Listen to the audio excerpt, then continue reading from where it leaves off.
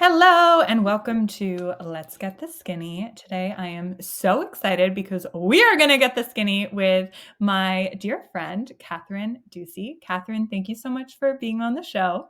Thank you, my babe. I'm excited too. Let's do this. Every time I have a conversation with Kathryn, I'm like, wow, I feel so seen, so heard, so understood. And now I get to have that juicy private conversation with an audience that I don't actually know. So how wonderful and awkward at the same time. For those of you who do not know Kathryn, she is a master life coach and a storyteller. For over a decade, she's been on a journey to understand why humans tend to suffer so much while also learning to face and overcome adversity in her own life. Kathryn believes that if she isn't helping people take care of what is happening in their subconscious mind, that she is simply helping them become better versions of their limited selves. And to date, she has supported thousands of women around the world to see the full picture of who they are and own their truth once and for all. And while I haven't been an actual client of yours, I genuinely feel like you have done the same for me in the conversations that we've had. So I want to talk about today a whole bunch of different things. And you've laid out a couple topics that I'm really excited to dive into. I want to start with how our thoughts create our feelings, which create our results. This is something that I first really became immersed on with the law of attraction, ask and it is given. And then more recently, Dr. Joe Dispenza talks about how, you need to feel and be, and then of course you'll attract. And so I like what you had said in our conversation around, our thoughts are optional. They're not facts. And if you want to change your life, you need to change your thinking. When and how did you realize this for yourself personally? And then I want to go into, okay, but what does that actually look like in a practical sense? Like, does it mean that we always have to be journaling and over analyzing so that we can be, directing our thoughts? Or is it, a daily meditation practice? Like, I want to know, in your opinion, how do we live by that truth? But to start, when did you figure this out for yourself? Well, it's been a gradual process for me. I think that's something that people really want to hear, right? Because it's like, this doesn't happen overnight. It's pretty, what you're working with is a spot inside of your mind that has been baked in since childhood. So, for instance, I'm 42 now. I started doing this work a decade ago, so I was 32. By that point, a lot of my beliefs and thoughts and views of the world and views of people and views of money and views of body types and all that kind of stuff and gender stuff and race, all of that had been baked in, right? And baked into your subconscious mind. So your subconscious mind is this beautiful place, right? It operates in a way that it's very efficient. This space likes efficiency. It moves, it doesn't need a lot of energy. So, for instance, driving. If you think about driving, remember, my love, when you started to drive and how funny that was? How weird that might have been. So weird. Right?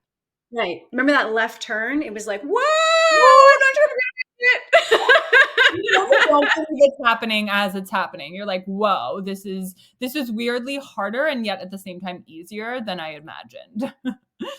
Right.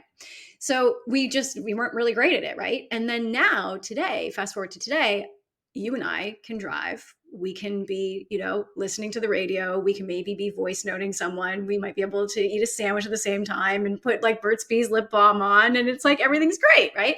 Because all being able to drive is now just comes to us as like second nature. It's baked into our subconscious mind, and you don't need to use a lot of energy to access it, which is really important for us, right? Imagine everything that we're taking in every day as human beings. There's a lot happening out here. So we got to be able to like preserve enough energy to take in what is actually, new and important. So that's why subconscious mind's really key. Now, the only thing is that a lot of the things that ended up getting baked in to the subconscious mind are things about us being inadequate, the world being really dangerous, scarcity stuff, money doesn't grow on trees, all that kind of stuff. That also is programmed into the subconscious. So, back to your question, when did I start to realize this? Well, 10 years ago, my life started to really kind of, I'm going to say, fall apart. I started to lose a lot of my hair. I was in a romantic partnership that, again, after 2 years, I felt it was going to end. This was my pattern. Another 2 years and we're done. Oh, and this guy's going to be 2 years as well, which was also a belief that was baked into my subconscious mind that I was manifesting because I believed in that reality at the time, right? Because we tend to use evidence from our past in order to create our future, which we really want to be mindful of that. And I understand why we do that, but that's my job to work with people to ensure that they're not doing that. So I had someone say to me, actually, someone we have in common, say, hey, there's some personal development work that would really be beneficial to you. Got into it.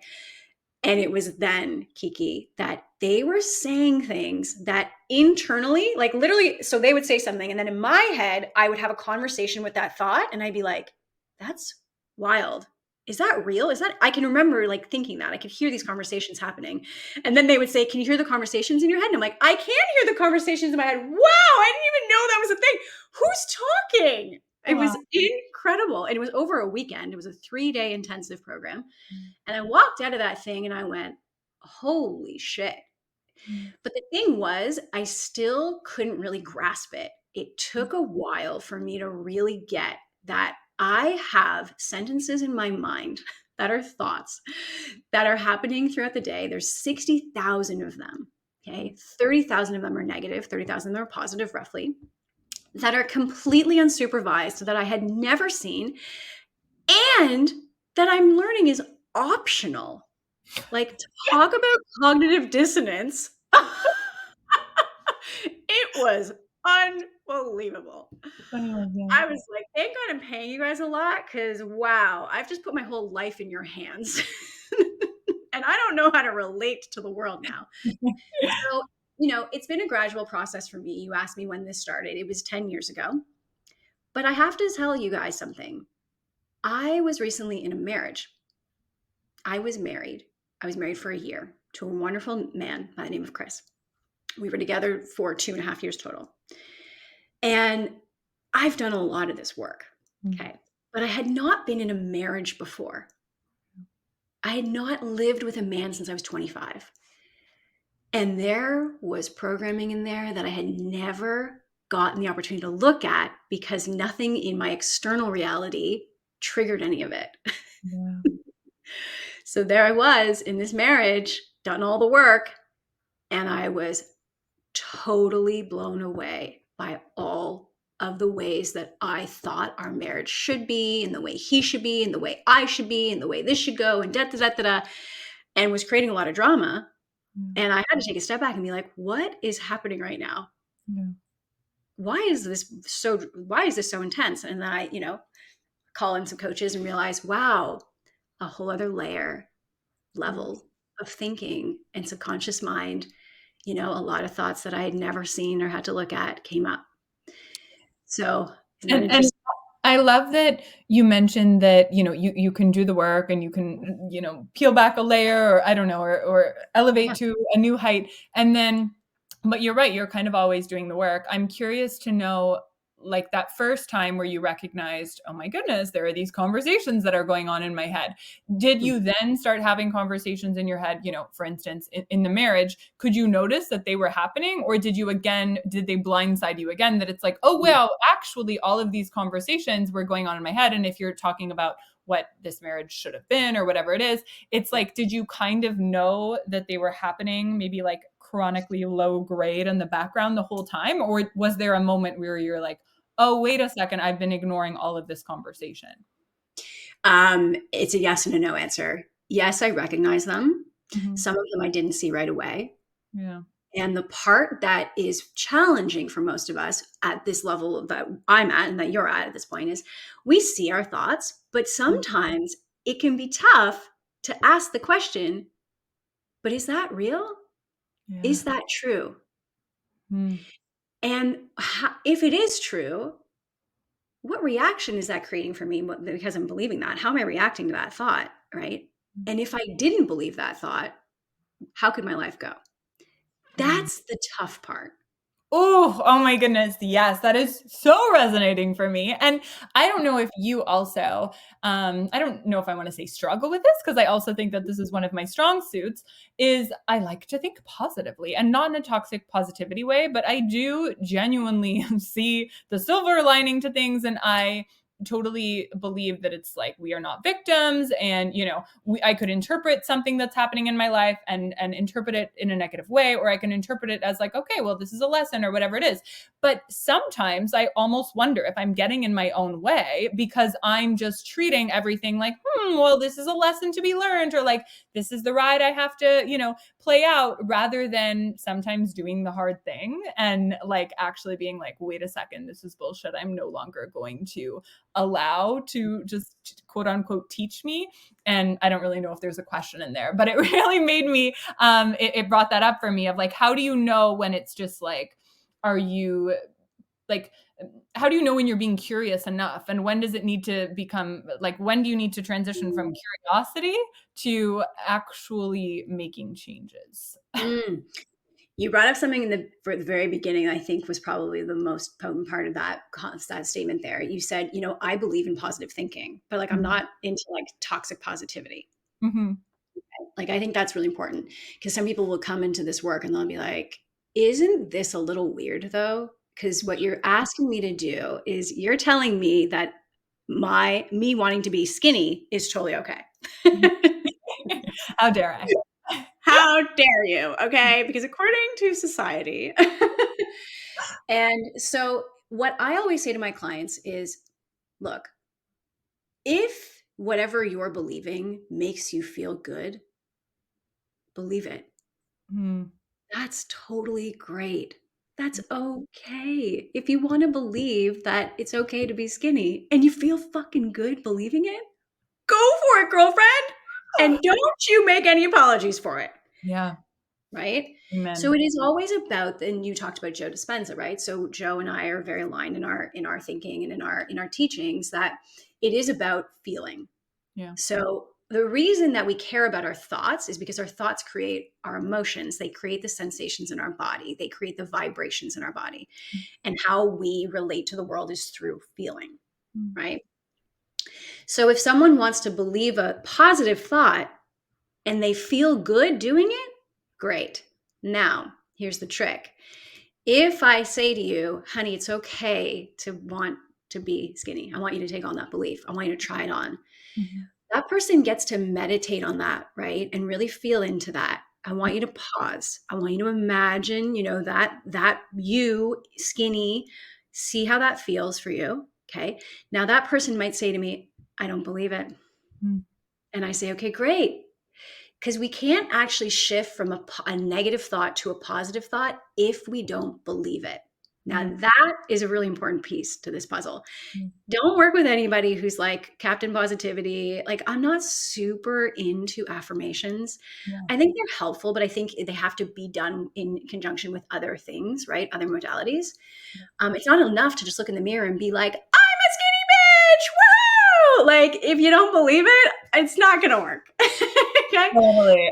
And So I completely agree. I think for me personally, affirmations have always worked when they're kind of what other people would call sort of boring, bland affirmations, like things like, oh, like I am on my path, right? Like those little kind of, I don't know, diluted affirmations for me, I feel like they really work because it's exactly what you're saying. I truly believe them. And they're almost more of like a calming statement versus just pretending something different. And so if you are not necessarily for affirmations, how do we get to that place where we truly believe it? Because if I'm being completely honest, I still feel like it feels a little bit magical for me. Like it still is a little bit something that I can't completely control. Like, sometimes I get it and I'm like, oh my God, that's amazing. And you just know the day is going to just like be so awesome. But it still feels magic in the way of I don't feel like I have complete control over it yet. And so have you sort of learned a system to it so yeah. that I can lock it? Yeah. So what you said there was really key. You said something, I'm going to rephrase it. It's like neutrality. So you move into a more neutral belief, right? Like I'm learning. Yeah. right? I'm learning about this right now. That is something that I can take on and I can believe. And that makes me feel really good. Yeah. Okay. And then you transition over time into what you would call the magical thinking. Mhm. Isn't it funny that we call positive thinking magical? Like it's magic? It's like, no, it's just positive. Or it just is. Yeah. Right. And again, it comes back to if it feels good for you, Mm. believe it. You'll Mm. know if it doesn't. We all know. And this is where when I work with my clients, a lot of them come to me and they can't feel. Yeah. They actually have no idea what's happening. And that in and of itself, that could be 2 years of work. Oh my goodness. That you nailed it there because it's the same thing with my clients, right? It's like whether it's feeling hunger, or maybe it's feeling just sadness, anger. I think for a lot of women it's kind of dissociating from feeling rage or feeling any of those kind of more masculine feelings. And I still struggle with that. I don't feel angry. Like I genuinely always opt to like feel sad or, disappointed or shame or guilt. That's kind of where I fall. I never feel angry. I admire people who do. How do you help clients feel? Yeah. Well, it's actually a really simple process. It's really, really easy. So people will come to me and they'll say something like, I don't like failing. Okay. Mhm. I'm writing a beautiful program right now on how to fail. It's Ooh. something I'm really good at. And I do it really well publicly. And I know that's my mystery school. People are like, oh my God, she's messing it all up. And I just love her. She's so confident. Uh-huh. Because I believe that, in order to be successful, you have to fail a bunch of times. And I believe confidence is built through failing publicly. Yeah. You think about Why a tennis. publicly versus versus privately? Yeah, I know, right? Well, I don't know if I took a look at it for me personally, like when I fail publicly and all of you know, wow, she did that. Like I feel a lot of emotion. I'll have a lot of thoughts about it, Yeah. way more than I would if I was by myself. Yeah. Create a lot of feelings, and then I'll get to practice the feelings, right? Mm. And so in public, I'm experiencing a lot more emotion, and I'm increasing my capacity, my tolerance to feel those sensations in my body, which goes back Mhm. to your question. What do you do? How do you get someone to feel? So someone will come to me and they'll say, I really don't like failing. Yeah. Great coaches, what do? We ask, well, why? Why do you like failing? People are like, I'm usually like, I don't actually know. I've never asked that question. Okay. So, and then what you always get to, it's a feeling I don't want to feel. So it's not the act of feeling itself. It's the feeling of what failing feels like in your body. So I'll ask them, well, think of a situation recently where you failed. They'll think about it. Okay. Do you feel anything in your body? Yeah. What do you feel? Mm. Hmm. Like I feel a tightness like in my throat. Mm. I feel a little bit of contracting in my chest. Ooh, I feel that like nausea in my belly. Mm. Okay. So that is what a feeling is. It's sensations in the body, right? And then I have them realize like that's it. That's Mm. actually what we're trying to avoid is a sensation. Mm. So you're telling me that you're just not going to start that podcast because you got a little bit of a little bit of like I don't know, a sensation in your throat. Mm. Come on, right? So, and then when you present it that way to the client, they go, "Oh, right, I never thought about that." Mm. Right? But we truly believe that we might die, right? We might not survive that feeling, Yeah. right? So I support people to actually identify what is going on in their body, right? So they'll tell me I don't want to do something. Mm. I'll ask them why. We'll get to the point where it is about a sensation in their body. It's an emotion. We'll ask them how it feels in their body. Get them to feel it. Get them to feel it repeatedly, Yeah. and then suddenly it just becomes a non-issue. And so that makes me think of women with IBS, irritable bowel syndrome, or however you want to call it, right? And that's something that I had struggled with in my past, and a lot of the clients Yeah. that come, they have like weird gut issues going on, right? And I genuinely believe it is not food related most of the time. Food can trigger it, you know what I mean? But it's like it's either there or it isn't, and it's really a nervous system thing. So how would it? Are you saying then it's almost like neutralize, like okay, so you're gonna feel nauseous, and almost like face it and sort of accept that like that could be the case, or is it Mm. a matter of almost practicing the nausea, or like, do you know what I mean? Like, how would you go about it? Because sometimes, like when you say a funny feeling in the throat, that's an easy one to just be like, ah, okay, like I'm not gonna not, you know, move forward in my life because of that. But some of these gut issues are so debilitating that it's almost like, oh, okay, like totally have zero control over your bowels. That's almost not one that I would be like, okay, that's not a huge deal, I can get over that, you know. And obviously I'm Yeah. being a little bit dramatic, but it's like, what would, is it almost just like neutralizing how that won't actually kill you? Yeah. I mean, well, there's two answers to that. So there's exposure therapy, which is kind of Yeah. what you're talking about, right? I'm afraid of spiders, so I'm going out with spiders. All right. I'm afraid of snakes, going out with a bunch of snakes. And you know, that is what some people do. I'm not an exposure therapy therapist, but I would consider if someone needed it. So it would be like, yeah, if you're, you know, if you've got IBS, here's what I believe is most of the time the root cause, right? I'm a root cause coach. So you come to me and you tell me about all these things you've got going on and all these labels you want to give yourself. And I think that's great, but none of that matters to me. Okay. I just want to get to the bottom of where that all started. I'm a root cause coach. So many people come to me who have IBS, let's say, they have a fear of failing in their life Mm, more often than not. yeah. Okay. And they fear the feeling of failure. That's Mm, actually what it is. yeah. And they're stuck in this perpetual state of like keeping themselves very small in their mind. They're running a lot of different models in their head that are very negative about themselves, about the world around them. It's not their fault, by the way. It's all unconscious until we get to it. Yeah. And so we can talk about their IBS, but at the same time, I'm working at the root. And then suddenly they message me and they say, whoa, I actually have not had like a bowel movement that's been not great for a while. Yeah. Just notice that. Oh, isn't that interesting? Mm, yeah.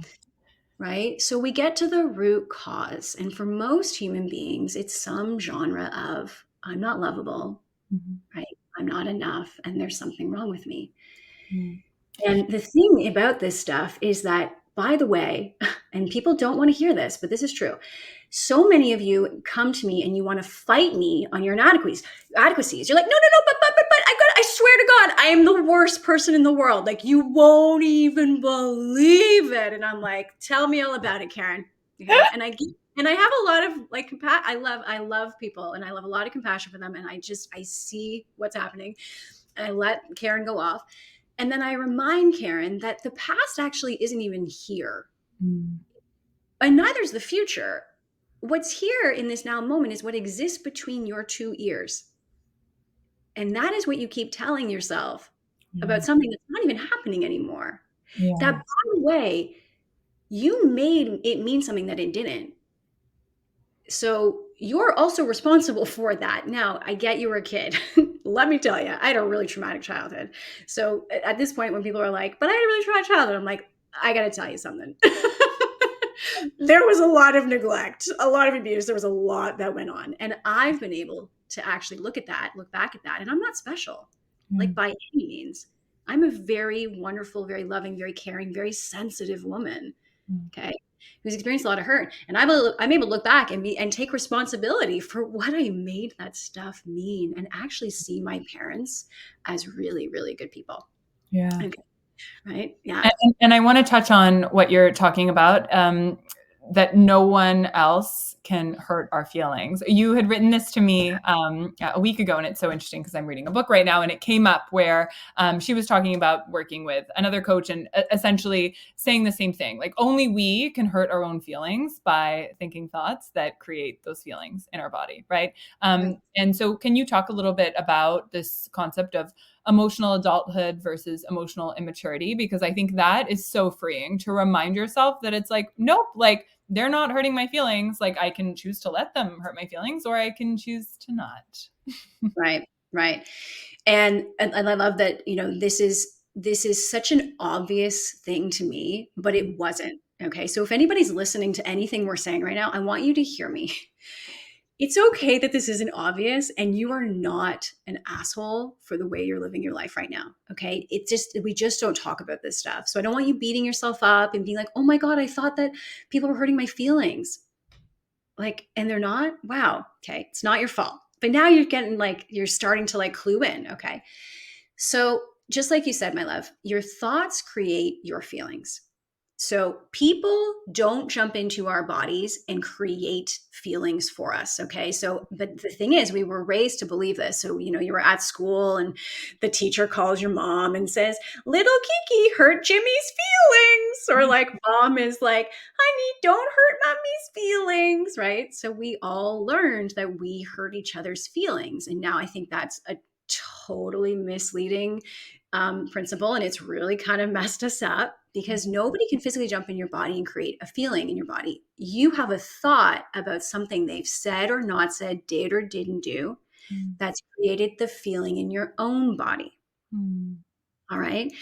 And this is great news because now you're not at the effect of everyone around you. So people want to come to me and they want to complain to me about their husband doesn't pick up after himself, right? And I'm really pissed about it. And he's really upsetting me and he's hurting me. I'm hurt. Well, so now you're just at the effect of your husband's behavior. And that's the most disempowering place for you to be. And it's also not true. You have some thinking about, you have a model. So we all have models in our mind about what we think a marriage should look like, how we think men should behave, how we think women should dress, how we think women should be size-wise, right? We have models. And most of us believe that that's just the truth. That's just reality. That's just life. That's just our personality. It's not. Okay. So we've got to start to question our models. And so when women or men come to me and they work with me and they start to like, they have all these feelings, I get to the core of like, what's your model for your husband and how he should behave? And can you question that? Because if you want to feel better, you've got to get to the root of your model. It makes me think of that saying that I always used to think was so cold. And it's what we say to children, like sticks and stones may hurt my bones, but words will never hurt me. I remember like the most arrogant, horrible adult saying that saying to me when I was a kid. And so to me, that just was like, oh my goodness, I guess I wouldn't have known the words of like you low compassionate human, right, when I was 5, but I always just felt like, oh my goodness, it's a horrible thing to say. Like, of course, right, feelings hurt. And it's so interesting now to see, and I think especially in the generation below us, there is almost this like they're like so sensitive about everything. Like everything is triggering. Everything is like, oh my goodness, no, that's inappropriate. You can't say that. That might hurt someone's feelings. Don't use that language. Blah, blah, blah. And it's kind of like, I literally cannot keep up with like trying to manage not hurting anyone/everyone's feelings. And it's like just so good to hear you say that it's like, actually, it's not my problem. It's literally, I'm not saying it's their problem, but it sort of is, right? It's like, okay, then stop listening to this. If it's, when I see something that's triggering on TikTok, I don't then let me go and comment on every single video that this person has so that they know that they're pissing me off. I'm just like, oh, okay, next. I don't agree with you, right? But I feel like, I don't know, there's something based on maybe the way that we've been conditioning children in this last generation where it's like they're so sensitive. And I know that me saying that is really going to piss people off too, and I don't care. Yeah, there's definitely some validity. Yeah, exactly. There's some validity to it for sure. And here's like just a little like add-on for you and for people like myself and everyone is everybody is truly doing the best that they can. We cannot blame people for things that they're totally oblivious to. I was oblivious for decades. I've gone back to partners and apologized. Not Yeah. that I felt like I needed to, or like I'd done anything wrong, because again, I was just oblivious. But I had no idea, right? So we can't blame people for things that they're oblivious to. Mm, And I find that when we're in these situations, right, where someone's like, "Oh man, you're saying all, how dare you say that everyone's so sensitive," mm, whatever it is. The more we can kind of send a lot of love their way, because we truly do love them. We're not here to be separate. We're actually here to connect as a community, as a collective, to have each other's backs. So I find that the more we can drop into a place of love, right, it really helps dissolve that moment and keep us connected. yeah. Yeah, because there is a lot of programming right now that is sort of pitting us against each other. And I deal with this too in my work. A lot of, like, I'm about to actually talk about some stuff on my Instagram right now that I know is going to get pushback. And I'm like, but I gotta say it. And then I love you if you disagree and if it Yeah. scares you. And I know Yeah. it's a thought that you have that's creating that fear. And fear sucks. Yeah. So I Very get it. That's a really mature way to look at it. I'm not there yet. And there's your emotional adulthood piece. Yeah. So I'm at a level of emotional adulthood that I'm like, I got it. Yeah. And I Yeah. love you still. And I don't Yeah. take my love away from you. Yeah. Mhm. I want to, before we wrap up, I do want to talk about, because of my work is often speaking with and helping women with food issues, and usually it's, overeating, undereating, a little bit of both. And you talk about how learning to feel your feelings is really essential to stopping whether it's the overeating, the over drinking, the overspending, all of this, all the drama. I want to talk about, I mean, we've spoken about how do we do this, but what is the difference between kind of drowning in our sorrows versus feeling the feelings? Because I think that I've reflected on that. I think that's why most of us, at least myself, are sometimes scared to feel the feelings, because it's like, oh my goodness, if I actually feel the feelings, I will break down and like not be able to pick myself back up. So it's easier to just, and I'm actually moving through something myself, and I can see that I can't remember the term for it. There's so much lingo in the coaching world now, but I can see that I'm just like, what is it? Spiritual bypassing it. I can see that I'm just like, ooh, that could be really, really something to really feel and possibly knock me down, but I'm just going to kind of not feel it and just kind of coast over the top of it. And so how do we know when we're feeling it versus just like, oh my God, being that person that's like drowning in like the feels? Because I think we all really like don't Yes. want to be that bitch. Yeah. Yeah, definitely. That's a really great question. So, again, you're going to want to examine your thinking. Mm, Okay. So, let's say you're someone who's feeling quite disappointed in your life right now. You're just so disappointed. Everything is just so disappointing. And, you come to work with someone like myself, and I'm like, wow, I really feel for you right now, babe. You're really disappointed. You yeah. know, I get that. And so I have them take a look at their thoughts. And their thoughts are, I didn't, no one bought my program. Mm, And that guy was really like, I was really digging. He decided he didn't want to see me anymore. And, I just haven't been able to like hit that revenue goal that I really wanted. And health wise, it's just not been the way I want it to be. Okay. So I'm like, got it. Oh man, totally. I'd feel disappointed too if I was thinking that way about all those things. Okay. So let's say it's like, 2 weeks later and we're back together and the client's like, oh, I'm just so disappointed. I just, I'm like, okay, great. So you know that you're choosing to feel that way though, right? mm, So we get them to a point where they know that they have full authority, full agency to feel the disappointment because of their thoughts. They're choosing those thoughts. yeah.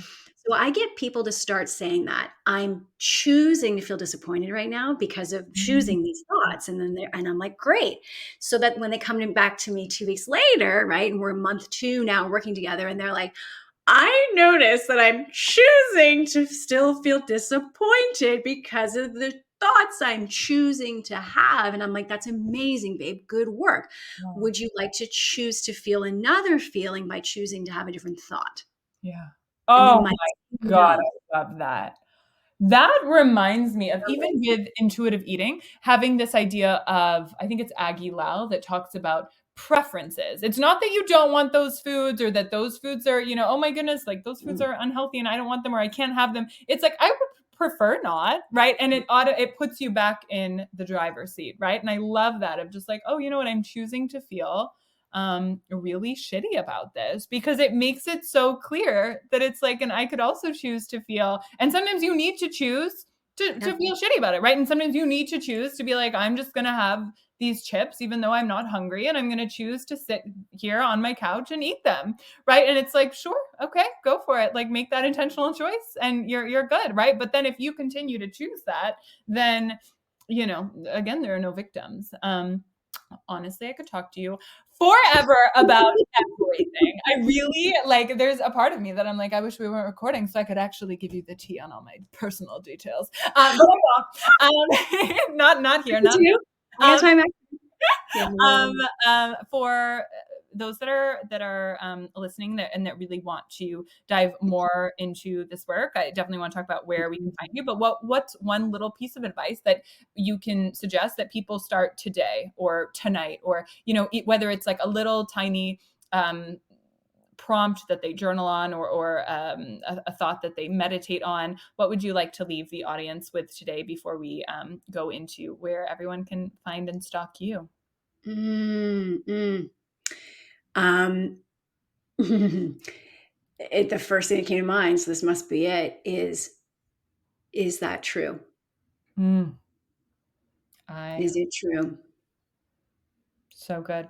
Who was it? Byron Katie, right? Who wrote oh, so good. I have that in my program too, where I'm like, okay, like, yeah, and who are you, and what, how do you feel if you believe that that's true, and how about we think about if that wasn't true, right? So I love that. Katherine, where is the best place for everyone to find and connect with you? So I'm on Instagram all the time. I love Instagram. I love that community. I'm someone who thinks that that app is just like the cat's meow. I have no negative thoughts about it. Okay. Love it. Um, I respond to all my DMs. I launch all my programs on there. You can engage with me at any time. I do have some boundaries, clear, obviously. And then KathrynDucey.com is my website, and any new programs that we have coming out, we put on there. And then right now, I'm actually co-creating with my community. I've decided to co-create our next workshop because I love the women that I've had the opportunity to work with, and they've got great insights. And I'm like, let's co-create this next opportunity. So they asked me to run a program on how to fail because I'm really good at it. And they've seen me do this for years, and they've seen the confidence that came from that, right? We look at people like Taylor Swift. I mean, come on, that woman, like, people have tried to tear her down, and she just seems to get more confident. Riddle me that, Susie. I've learned so many expressions today that I'm going to steal, including the cat's meow.